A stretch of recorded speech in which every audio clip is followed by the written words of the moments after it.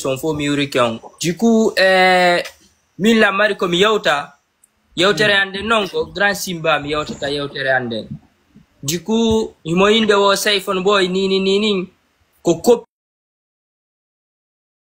kole woni wadde ko plagia mo kani tigi mo yewde yewtereji min mi sikano grand jongo yewtay parce que ni sayfon boy hay si tawi wayra yelmon ko copie kole woni wadde mais ko dengal pular woni yimude donc ni en ala artiste jo guinéen bantido ha hewtiti sayfon boy ka plan national e ka international hande grand simba mo mari teddungal jama on no yidi mo no teddini mo moƴƴa si tawi non ko ni o woni continuerde teddungal ngal jama on marani mo ngal haray o yaaba e ngal woni o liba ngal e leydi feno pay kun sare falno mo toñude do ataka mo cippinamo millan tawra e yimbe attinobe darade darto fiwata o yanu fionu parce que il fait des trucs positifs sur les réseaux sociaux. Donc min sagan grand jong o continue dum non o sela natugo les critiques gol kanko mo wadde musique ça fait des années mais est-ce que o hewti ko sayfon bo hewti don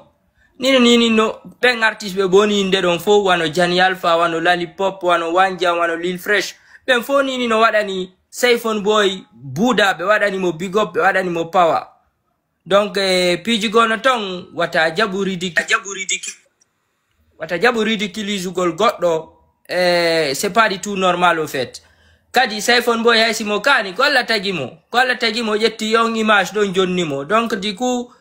ko ni natugollo e ridicule gollo ya moi je pense que ça n'apporte rien de positivité donc yo wonu ka bendo makko wona ka esprit makko o jokka aju makko stay kam ko sayfon problème no hakkunde mabbe yo be keto be zera dum do ley si be wawata zeru gollum do ley o fanka quoi min ko dum don woni hakkille anden mais est-ce que ankade haalirali dum do parce que ida yidi sayfon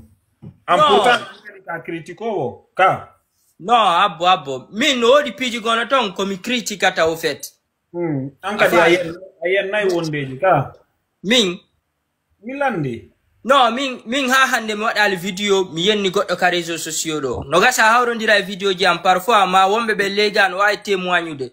min artiste be buy yimbe buy yaydo video ji an hay silan critique de œuvre goddo c'est pour booster la personne parce que est-ce que na boost golo woni wadde on grand simba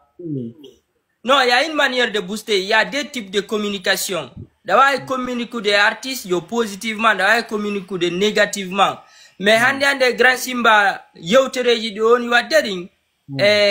c'est comme s'il est jaloux de Sayfon quoi. Enfin, c'est une manière de rabaisser Sayfon. C'est pas du tout normal. Si moi on a des critiques, moi on me booste de moi on dargol manière go no boostira moi harana o manière parce que c'est très vilain à voir you gol pour le foot no darti no jonni énergie fi jippingol goddo de cette manière. Imaginons nini o énergie mo no jonnude do fo fi jippingol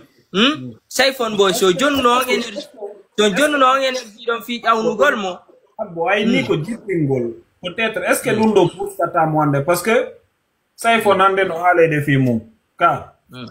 non c'est que grand simba wana engallo na nini tun Sayfon boy fudda haale de fi mum fayda Sayfon boy giba 2021 2022 mo nangi tendance on donc wana fi bay grand simba no haalude nini ndi yewtereji do wana ko dum do woni sabu Sayfon boy no haale de fi mum Sayfon boy golle de woni wadde den tunta no yoni ko jama on haala fi makko est-ce qu'il a remarqué œuvre ji makko din projet ji di Sayfon woni wadde din tout est professionnel yabo no moni yirde ni anga flata woni anka de est-ce que na place wonda e dabba non mi ara ko place on no mi dabbata hande kadi non Milandi est-ce que na place wonda e dabbude on sait jamais abo mitu micro ma on s'il te plaît voilà est-ce que oh là là est-ce que na place ankadi wonda dabbude King Fresh wano place façon wonda fala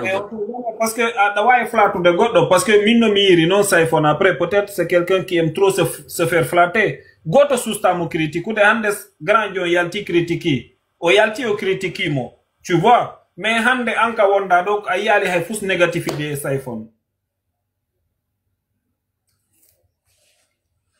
négativité ko mi yata ko nge Saifon mi haalay mais la andi kadi no mi haali rako andi ko honnu yiwda o woni négatif e makko négatif parce que ay naldo fus minno mi yirmani en tant que haalawo ka réseau a flatay woni on sait jamais parce que goddo no way flatude goddo à travers haala e nder haala est ce que nini anga ala moy flatude en King Fresh du coup min na flatugol mo mi woni ko réalité ji di mo woni haalde koko mi yewti do fo koko mi yewti do fo si tawi wayre yelman goddo no way démenti sude wonde ma Saifon boy wona professionnel ka golle makko ma wala yaltinde œuvre ji labadi ma wala tonude dengal pular hare on tigi no way windude ka commentaire do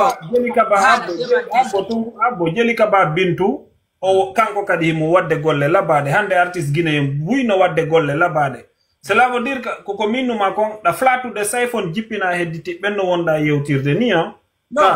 min na fi Saifon tu mi yewtata no gasa hawrondira e video ji amma on be linga bus hawrondira e video ji mi yale fi artiste be bus ara mana Saifon non mais ko du wonda e wadde parce que min no mi yidi Saifon non c'est quelqu'un qui aime trop se faire flatter nan neddo suusu de critique non habotum mais Saifon boy ko honde tuma yida mo répliquer et critique goddo habbo ko honnu na réplique na c'est pas une question de réplique Saifon ko enen towni fi makko ko an towni mo min towni mo mais yewta woni min kam wondo je suis neutre mais an ardo défendre de Saifon on ko am woni pose des questions min hara ko min innuno min Saifon hara kaka mami yahuno min ni mi wonanamo mi jonnete argument quelque chose ko hettoda anka wonda do ko fi honnu han ko honnu yiwda ko Saifon aynata il est parfait ko woni e wadde kon fo ko honnu yiwda hande ko andanda horema négativité Saifon bon min haysi tawi wayre yelman la suti négativité telen Saifon no wodi qualité ji buydi o mari tawata hara din qualité ji makko don no wawi suudugol défaut wana ka qualité yahude négativité Saifon ko honnu non min hay silang andi négativité Saifon mi halata non kala hebdo ah ok joni cela veut dire ay ko mi hala mako an kadi a fala place non mi ara ko place façon honnu mi dabbata hande kadi non si min ni place a flata e mo woni non c'est pas une flatterie c'est une réalité frérot enfin joni ko do ko joni Simba ko haali ko c'est pas une réalité non Simba ko haali ko c'est pas normal yo yewtudum innugol wayre yelman oyano kani ma oyano sevi ma seke oya ko plage ya woni wadde he tigi on nini joni américain be ben habbo américain be ben ala warindirde ka mabbe non non ça c'est partout dans le monde ok exact non ko en tant qu'artiste mi woni e innude est ce que be ala warindirde ouais no wadde ok joni anga yali négativité Saifon kono ayi négativité lando pular simi fami andi cela veut dire que commune ma kon est ce que ala e dabbude place e jungo no ara on place gonda yewtude don ko honnu façon ne place falla tigi ko non min dandi min nami blogueur mais je suis quelqu'un juste comme organiser au pays tu vois ouais non je vois tes trucs sur les réseaux voilà anka wonda do tu te dis blogueur peut-être car joni en tant que blogueur a wawa talak innude bi Saifon woni Saifon o ala quelque chose de positif ko négatif kan ko andanda horema anga yali dum don ka non mi négativité Saifon telen Saifon non hay silang andi mi yewtata dum do ka live do mi explica dum joni ko honnu wadi a jabanali odo ko haali kon mais anga yewtata odo yewti ka mais est ce que non konko haali don est ce que ça c'est une réalité est ce que ankadi ka wonda do ko ronkuda haalde ko menen mede ngandi non peut-être andi kala neddo ka réseaux sociaux do no mari côté négatif au fait fo jama fo no suti fo no way analyse de telen hakkille mun nen min la wari yude do pium mi sikka ka hakkille ko négatif mais tawata hakkille wobbe go wana négatif joni mi jabi enen dido en famondiri cela veut dire que awa jabal lando pour al critique makon parce que ay ni o kanko yi négativité Saifon ko du wadi o haali an déjà woni fin du match mais abo tum bledar mais c'est que ko grand simba ko ni halde kon wana piji janna na hore ma ko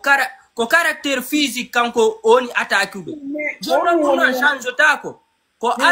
alla tagi sayfon jonni mo image mo marion si tay sayfon no kani innugol sayfon no kani est ce que no kan hala makko do no way labinde sayfon ka sayfon no way on comment dirais-je monade sabu dun non ha o labina hore makko après sayfon il a le droit ko kanko andi e nder makko est ce que hande o wawa innude min kam mi wondo welayla meta c'est quelqu'un ko personnalité publique ka il a le droit o encaisser anka critiquo sayfon si mi critiquimo encaisser an si a critiquimo ko yo encaisse parce que na kanko wadi hore makko ka wondon ko enen wadi mo ka wondon c'est une personnalité publique na privé jonon ka oui mais c'est que kanko no mari non droit critique gol menen kadi ko non me mari droit défendre gol ka ko dum non mi numa hande a haali ko handa kon déjà a inni an réseau jiro mo be yey positif et négatif ka